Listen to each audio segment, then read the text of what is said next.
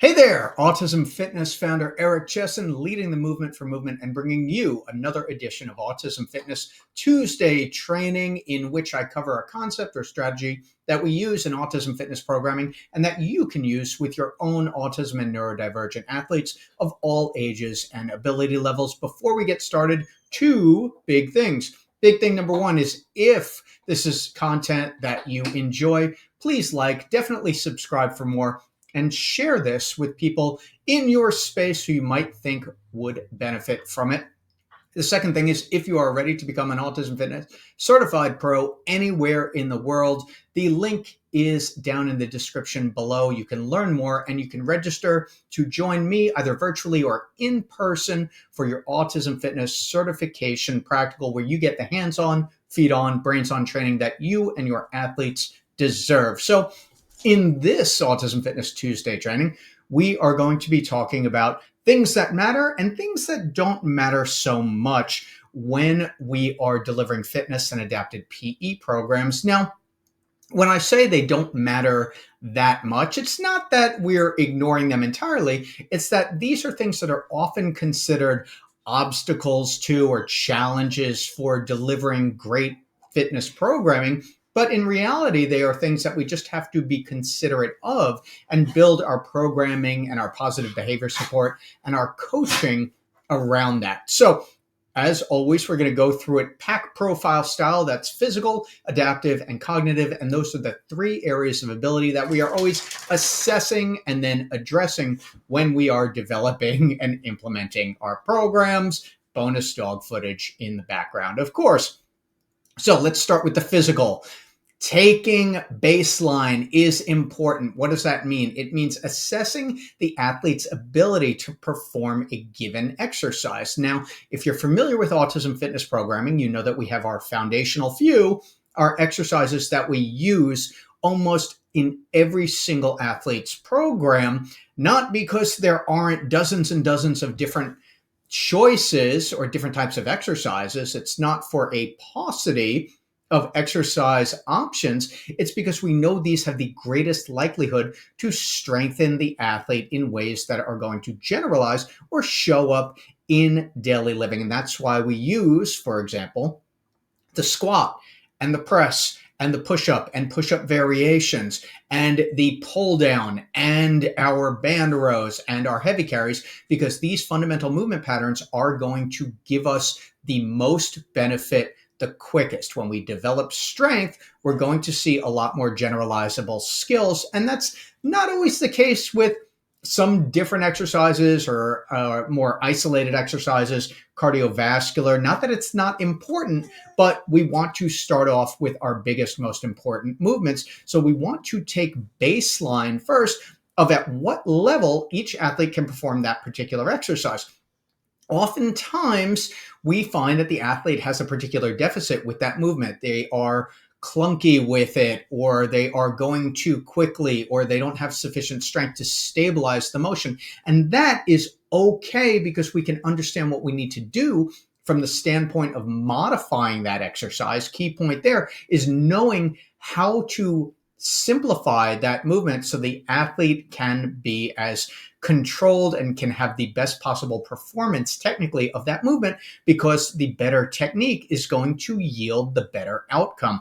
So it's not so important where they are starting at, and it's not going to be prohibitive from them being able to participate. What it means for us as coaches and programmers is we need to understand what that baseline is so we can create those steps around the athlete's performance of modifying the exercise so that they are as stable and can perform the movement as well as possible. And that comes with the territory of cueing or prompting the exercise, maybe reducing the total range of motion or augmenting the exercise in some way for the athlete. So it's not so important whether or not the athlete can currently do the exercise to the standard level. There is a video about exercise standards on the YouTube channel. I highly suggest you seek that one out if you have not watched it already. It's a deep dive into what standards mean and why they are so important with each exercise. But the reality is that many of our autism and neurodivergent athletes are not yet going to be able to perform the standard or progression of that exercise. Not a big deal if we understand what we need to do around that exercise. The second thing that is important versus thing that is not so important, establishing the fundamental movement patterns. We always start with the squatting, the pushing, the pulling, and the carrying and hinging. I know it's redundant, but it is important. And what's not so important is using a wide variety or wide array of exercises. This comes down to basic exercise science 101. If you have too much variety, then you're not going to create adequate stimulus to the muscle to do something, to grow, hypertrophy, to get stronger. If that is the case and we have too much variety, then we're not going to see that training effect, which is all the holy grail of what we are doing when we are programming for an athlete. We need sufficient reps and sets, or let's go backwards on that. We need sufficient sets and repetitions with good controlled range of motion so that the athlete actually does the exercise to a point where it has that benefit for them, where there is sufficient resistance, even if it's just body weight, and even if it's just through a limited range of motion, at least for now.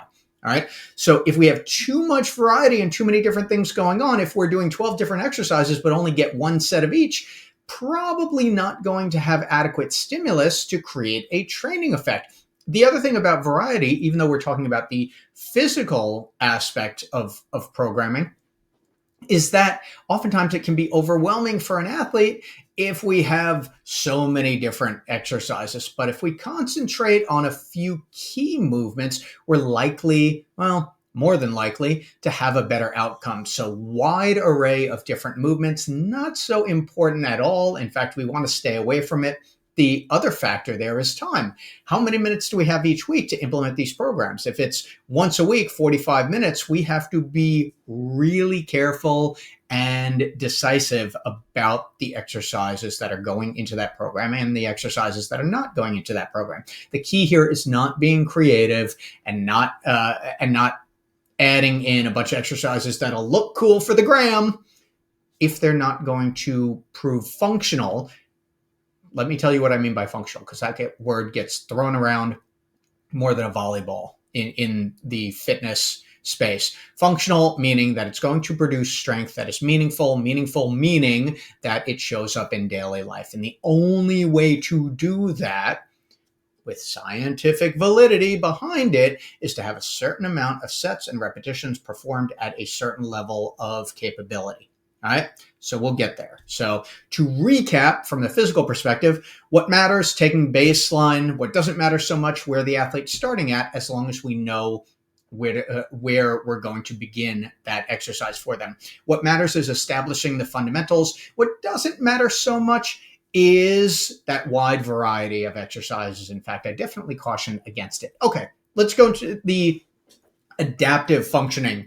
Engagement versus clear signs of enjoyment. Sometimes coaches are looking for the athlete to absolutely love the exercises and to be, I'm exaggerating here, but, skipping around and smiling during their fitness session. And I ask you, if you yourself train when you are in the gym moving around heavy or relatively heavy things, do you look like you're having an awesome time? Do other people who are highly focused look like they are having an awesome time and are super motivated?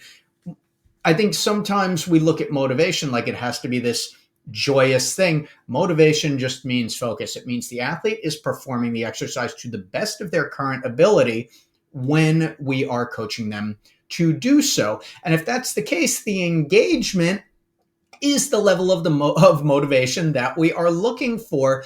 It's not about this, hey, we can get this on video and it's this it's this super moment that is clearly evident to everybody. The athlete is doing the exercise for the appropriate amount of sets and repetitions. They're engaged.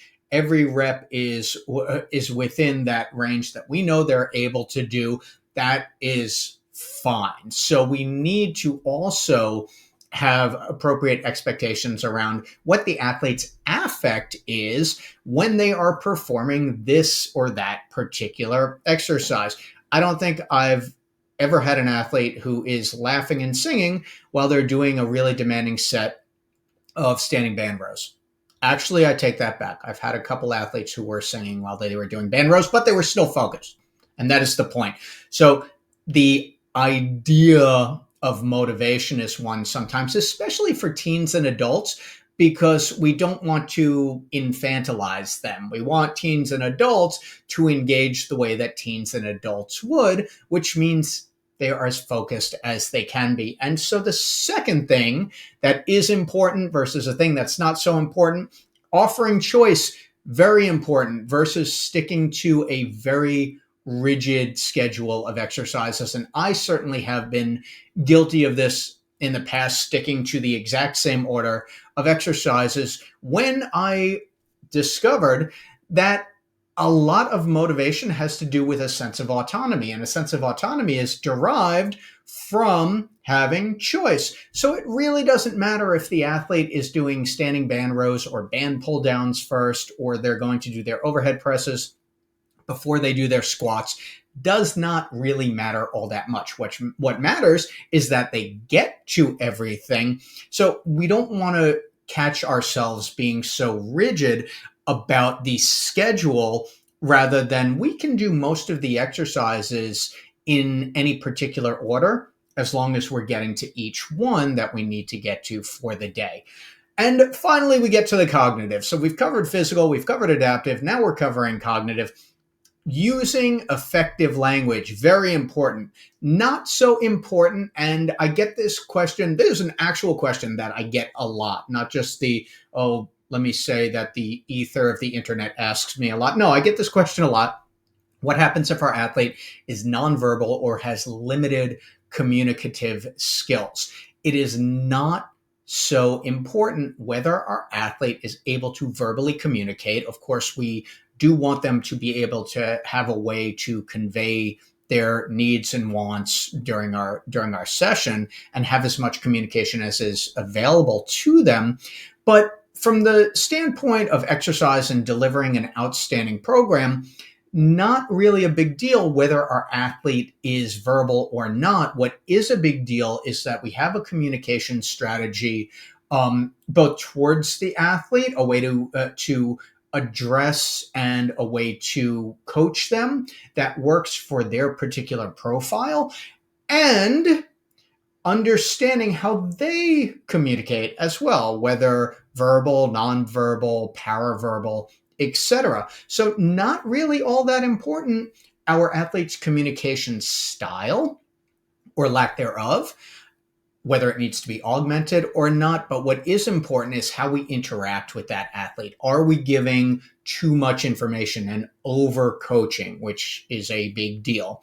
Or are we giving information in sufficient chunks that the athlete is able to follow it? And as time goes on, we may learn that our athlete is able to follow a longer set of directions, which is usually not how we want to share information about exercise anyhow. We want to be concise. And in Autism Fitness, we have our label, demo, do, and cue process, which once you learn it, it is a phenomenal way to avoid that overcoaching. So from a cognitive perspective, it's more about finding optimal communication than it is, oh, we have a nonverbal individual.